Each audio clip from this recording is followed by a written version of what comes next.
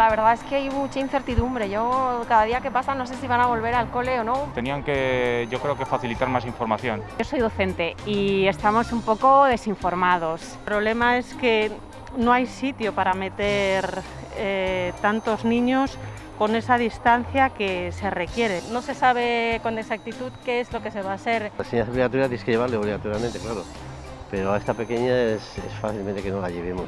Nos encontramos en una situación bastante desprotegidos. Ya veremos a ver lo que pasa. Esperemos que sí que se cumplan las normas, aunque con niños es un poco difícil. Los padres se quejan, no saben cómo será la vuelta al cole, creen que ha habido falta de previsión y que no siempre se podrán cumplir todas las medidas. Las ocupaciones ilegales de viviendas suben un 5% durante el primer semestre. Los chalets son el objetivo de muchas mafias y los vecinos protestan ante una ley que dicen no ampara a los propietarios. Y el PSOE exigía esta semana el cierre de los prostíbulos por un tema sanitario, pero también ético. De momento no se producirá. Tanto Partido Popular como Ciudadanos se opusieron a esta medida.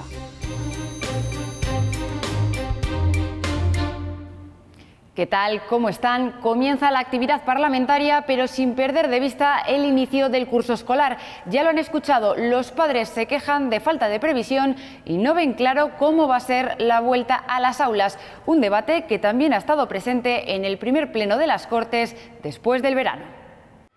La incertidumbre por cómo será la vuelta al colegio de los alumnos de Castilla y León se palpaba en el hemiciclo. Ha logrado lo impensable, poner de acuerdo a toda la comunidad educativa y enfadarnos a partes iguales por su inacción e ineficacia.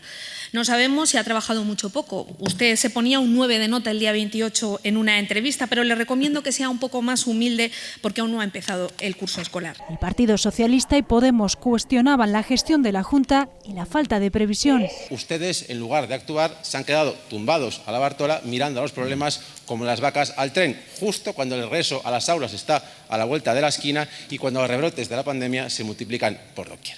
Piden la reducción del ratio de alumnos por aula, en concreto para aquellas clases con niños con patologías o en los centros de educación especial. También el incremento de profesores para que sea viable. El Gobierno central ha puesto encima de la mesa dinero para contratar solo en Castilla y León a 1.800 profesores. 3 veces más de lo que usted propone. Esperemos que nos explique dónde están esos 600 profesores que dijo que contrataría y qué ha hecho con el resto del dinero. Hemos sido francos y transparentes y hemos dicho las contrataciones que son fruto COVID, la de desdobles. No todas las contrataciones de interinos, que como bien sabe, para un comienzo de curso se exigen sustituciones, vacantes, excedencias. A la consejera de Educación, UPL le recordaba que muchas de las medidas, como la de mantener mínimo 1,5 metros, no se van a poder cumplir por falta de previsión. No va a ser posible porque no hay espacio en la mayoría de las aulas de determinados colegios. Y usted lo sabe también como yo, y se lo está diciendo ahora, a 10 días de iniciar el curso. A 10 días de iniciar el curso. Y los socialistas también pedían sustituciones de profesorado en un máximo de 2 días y sanitarios en los centros educativos. Nuestra aspiración, queremos decirlo esta mañana, a medio plazo, es que haya personal de enfermería escolar en todos los centros de la comunidad autónoma. La lucha contra la pandemia requiere todos los recursos sanitarios y ante un posible empeoramiento de la situación es necesario priorizar y sobrecargar lo menos posible a los profesionales de nuestra sanidad. Castilla y León contará con 9 equipos COVID colegios para realizar pruebas PCR a los alumnos, con el objetivo de aligerar el trabajo que hasta ahora vienen realizando los médicos y el personal de enfermería de atención primaria de SACIR. La proposición del PSOE fue rechazada porque, según los populares, nos traen hoy aquí, entre sus propuestas, aspectos que ya se están desarrollando. ¿Pero ustedes conocen realmente lo que la Consejería todas las acciones que la Consejería está realizando para el inicio de curso? Porque parece que no. Y aseguran que se han creado 2 protocolos que fueron comunicados a los representantes del profesorado y a las asociaciones de madres y padres de alumnos. Lo que de momento no habrá en los colegios son actividades extraescolares, muchas de ellas destinadas al deporte. El procurador de Por Ávila cuestionaba la falta de un protocolo que permita la vuelta del deporte no profesional. Recuerda que muchas personas viven de ello y está en juego la supervivencia de muchos clubs. La Junta asegura estar trabajando en este protocolo, pero no adelanta una fecha concreta porque dice depende de la evolución sanitaria. Durante la sesión de control al Gobierno, el presidente de la Junta, Alfonso Fernández Mañueco, defendía la apuesta de la Junta por la sanidad en Castilla y León y el cumplimiento y la vigencia del Pacto de Recuperación firmado por casi todos los grupos. Era la respuesta a Luis Tudanca y Pablo Fernández, que le acusan de mantener los recortes en una época de emergencia sanitaria. Tirando de ironía, el líder de la oposición acusaba al Ejecutivo de hacer recortes en sanidad en plena pandemia y con el mismo tono lo negaba el presidente de la Junta. No, si no hay recortes en la sanidad y los consultorios médicos en el medio rural están abiertos. Si es que ustedes son así. Si no quieren ver la realidad, se cierran los ojos. Repita usted conmigo. Castilla y León es una de las comunidades autónomas que más presupuesto destina a sanidad. Repita también, el peso de la sanidad se va incrementando presupuesto a presupuesto, no ha dejado de crecer en los últimos años. Coincidían, eso sí, en el reconocimiento a los sanitarios. Mañueco recordaba que han contratado a 3.000 profesionales desde el inicio de esta emergencia. Tudanca calificaba de precarias esas contrataciones y exigía mejoras. Yo le pido, señor Mañueco, que abra los consultorios médicos como se comprometió, que mejore los contratos de los profesionales, que avancen las nuevas dotaciones sanitarias, que refuerce la atención primaria, que si es posible se pongan de una vez en el rescate del Hospital de Burgos y que garantice que todas las provincias, que todas tienen radioterapia. Todo ello incluido en el Pacto para la Recuperación, que prevé una inversión de 250 millones de euros, aunque supeditados, decía Mañueco, a unos nuevos presupuestos. Pacte las cuentas de Castilla y León, señor Tudanca. Abandone su sectarismo. Pablo Fernández acusaba de inacción al presidente, de no cumplir con las medidas del pacto y de vivir ajeno a la realidad de Castilla y León. Mañueco insistía, el pacto está vigente y en pleno desarrollo. Ante tamaño desatino, usted y la mayoría de los consejeros únicamente se dedican a hacerse fotos. Si no le gusta la realidad, se la inventa, la empeora y luego la denuncia. Con su clásica grandilocuencia, con sus aspavientos. Pero eso en castellano se llama mentir, señor Fernández. Eso es lo que hace usted. La consejera de Educación explicaba que ya han comprado 10.000 ordenadores y terminales y otros 7.000 llegan gracias a la iniciativa Educa Digital del Gobierno central. Se cumple el pacto, aseguraba, aunque el PSOE la acusaba de lo contrario. Además, el consejero de Economía y Hacienda se comprometía a trabajar junto al Ayuntamiento de Aranda de Duero para reducir la recesión, el paro y la deuda. Los socialistas reclamaban un proyecto de impulso para los municipios que han pasado por un confinamiento. Y los socialistas le piden también al Ejecutivo más control en las residencias para personas mayores. Le exigen la realización de más inspecciones como una medida para prevenir que entre el coronavirus. Hemos realizado PCRs a los trabajadores y a los residentes que se incorporan a las residencias, así como un estudio serológico, y hemos reforzado las inspecciones. 423 centros visitados y 1.148 seguimientos telefónicos. Solo hay una forma de conocer lo que sucede en las residencias de mayores y controlar que todas las medidas y normas que usted me ha hablado se estén cumpliendo, y es ampliar el número de inspecciones. Y le repito, señora consejera, de inspecciones que no visitas, que es de lo que usted me acaba de hablar y usted sabe que no es lo mismo.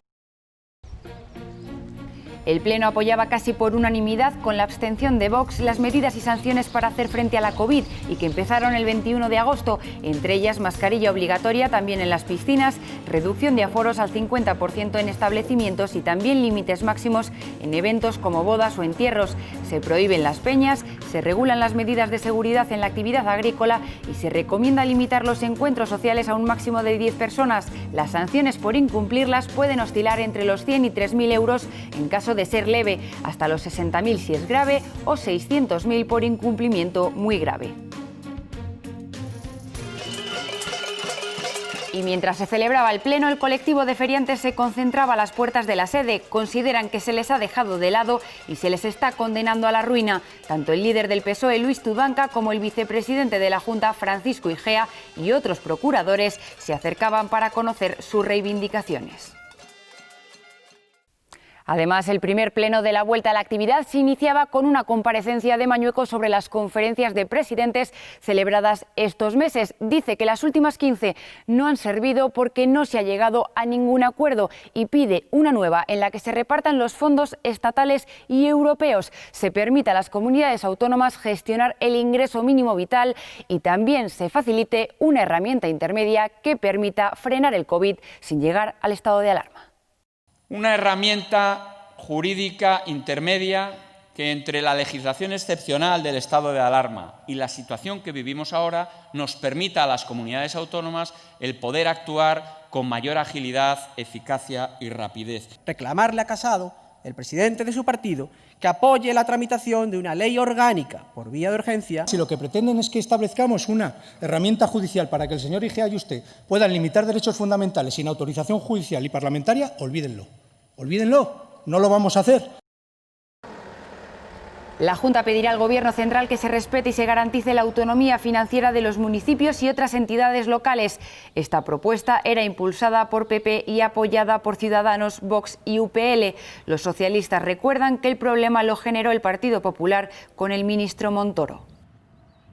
Un Gobierno que ha roto el consenso más básico alcanzado en la Federación Española de Municipios, un Gobierno que lleva 2 meses ausente y ha dejado al conjunto de las comunidades autónomas solas en la lucha contra la pandemia, y un Gobierno que no ha transferido ni un solo euro extraordinario al conjunto de las corporaciones municipales. ¿De qué se trata ahora? De que un problema que crea el Partido Popular tenga una solución y el Partido Socialista pone una solución encima de la mesa. ¿Mejorable? Mejorémosla, pero mejorémosla con un mínimo de coherencia. Son imágenes del 20 de agosto. Es uno de los últimos intentos de ocupación ilegal de viviendas en Castilla y León. Ocurrió en Santovenia. Los vecinos, una vez más, protestan contra los ocupas. A la mañana siguiente, esta era la situación de la casa. Cristales rotos y desperfectos en los accesos. Dando la tabla hasta la 1:30 de la mañana y al final conseguimos que se fueran. No sabemos por dónde salieron porque tiene varias salidas el edificio. Es que estamos desprotegidos por todo el mundo. Los únicos que nos protegen un poco es la Guardia Civil, pero nada más.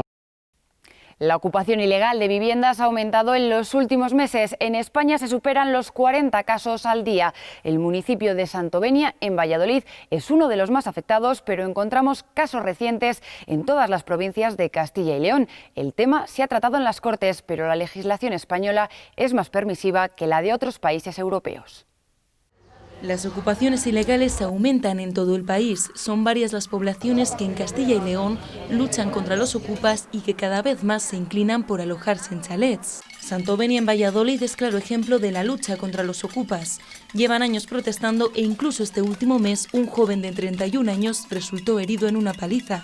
Pero no es el único caso. Los vecinos se han volcado con caceroladas en Zaratán, donde los lograron echar. También en el barrio vallesoletano de Parquesol, los vecinos aseguran tener miedo. Sientes cierta inseguridad porque te puede pasar a ti. Y es una cosa que se tiene que evitar ante todo. En Burgos también se mantienen activas varias zonas de ocupación que provocan destrozos como los igualmente visibles en la urbanización de Sotillo de Ladrada, en Ávila. Cerraduras forzadas, escaleras rotas y puertas reventadas a golpes. En Palencia hasta 3 chalets intentaron ser ocupados, 2 de ellos con éxito. Este era propiedad de un banco que no denunció en las primeras 48 horas. Y también ocupas en chalets, en este caso de lujo, 10.000 metros cuadrados de parcela con piscina en la urbanización segoviana de Peñas del Erizo. Decenas de casos en los últimos meses. Los expertos recomiendan no enfrentarse directamente a ellos. Sí, por supuesto, recomendaría que el vecino que tenga conocimiento de que se ha producido una ocupación ilegal en un piso adyacente o lo que fuera, que tuviera conocimiento por el motivo que fuera, lo denunciase inmediatamente. La última modificación de la ley permite al propietario denunciar en las primeras 48 horas para un desalojo inmediato.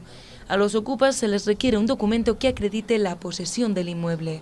De lo contrario, el desalojo se produce en un máximo de 20 días. Pero en la práctica el procedimiento se alarga en ocasiones más de un año y no es accesible para todos los propietarios. Esto está vetado para personas jurídicas, para bancos, etcétera, solamente tienen acceso a ello, como he dicho, las personas físicas o las entidades sin ánimo de lucro, etcétera.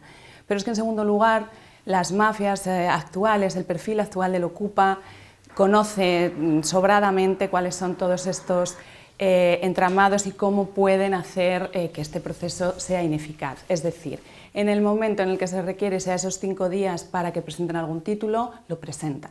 Presentan constantemente contratos falsos, documentos que hacen necesario que no se pueda dictar este auto de desalojo inmediato. Todo ello si el propietario denuncia en las primeras 48 horas.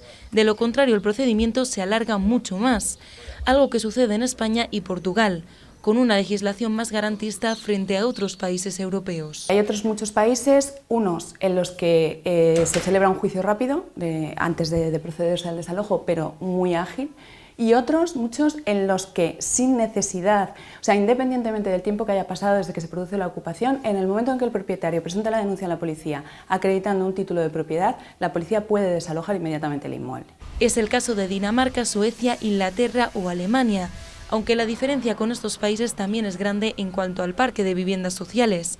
En España es del 2% frente al 30% de Países Bajos o al 17% de Francia.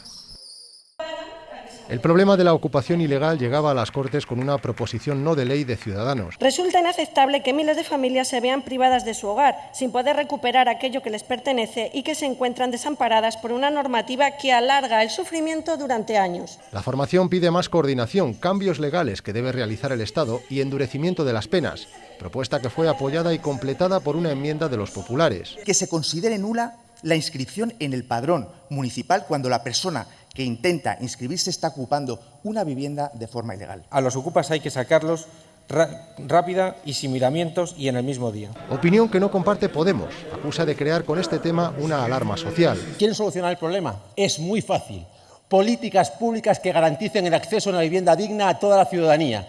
Parques públicos de vivienda de alquiler y en propiedad en cuantía suficiente, ayudas al alquiler y evitar desahucios sin alternativa habitacional. Y los socialistas reconocen el problema, pero miran hacia la justicia. Hay un problema, y se lo reconozco, ¿no? Y no me duelen penas, de que al final la justicia tarda en resolver más de lo que debería, pero está resolviendo. Dicen que se han producido más de 7.000 denuncias en los 6 primeros meses, pero que hay que distinguir entre las ocupaciones y los incumplimientos de contrato.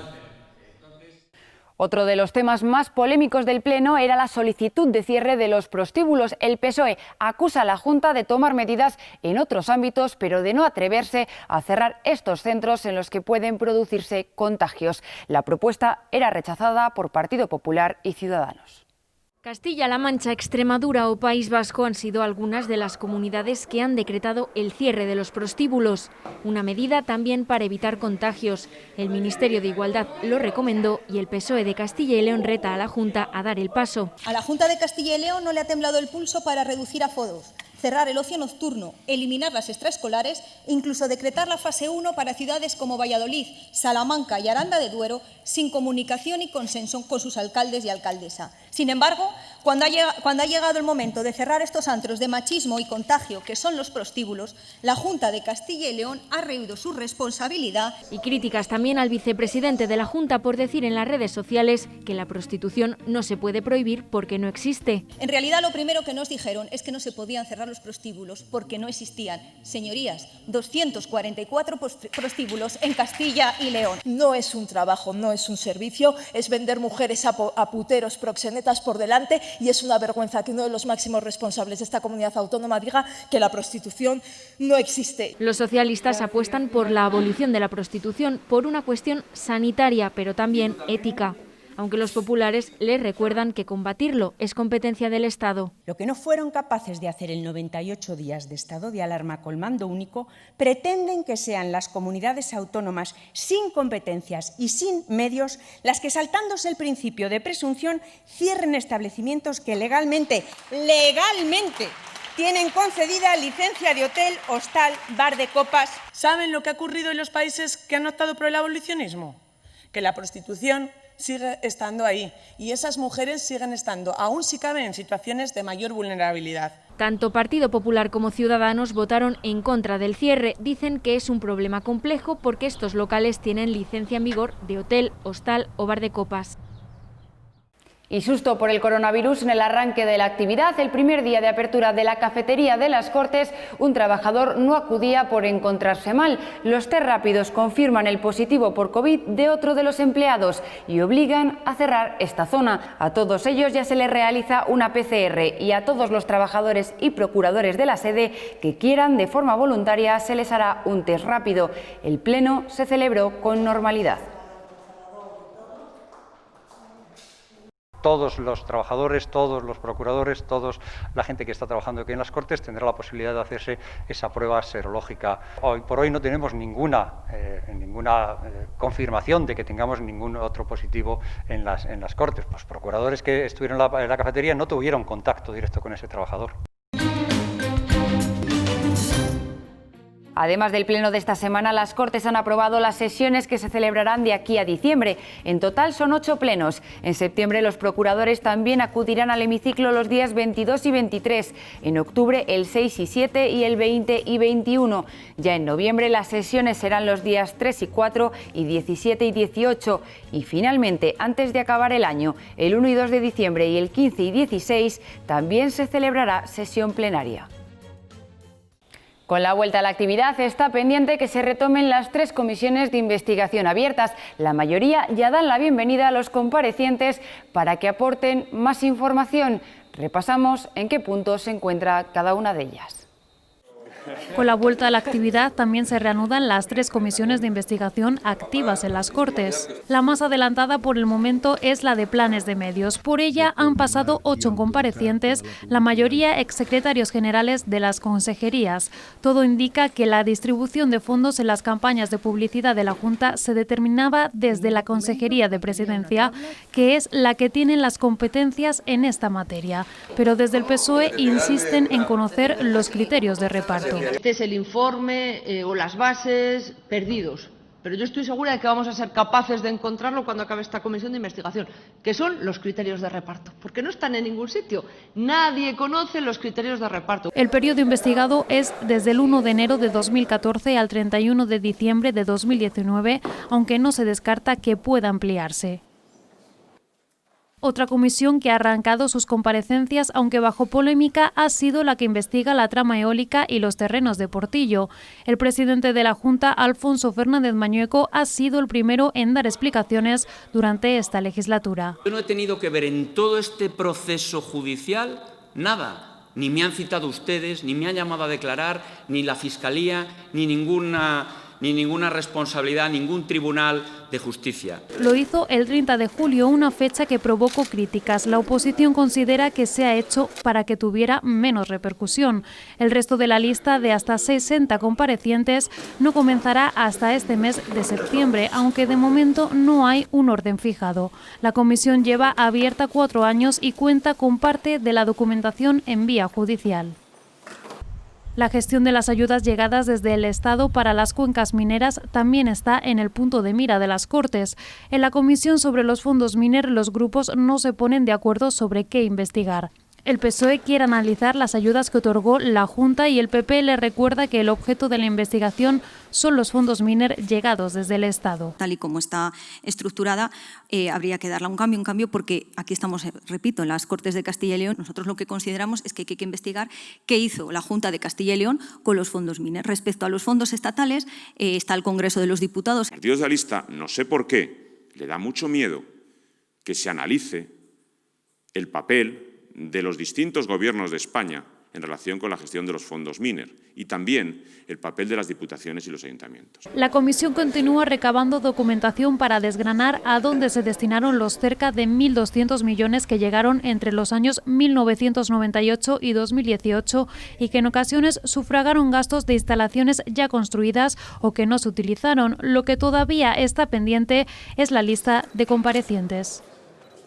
Hasta aquí la actividad política de las Cortes de Castilla y León. La próxima semana les esperamos con más temas y más curiosidades sobre esta sede y también les enseñaremos algunos de sus rincones. Cuídense.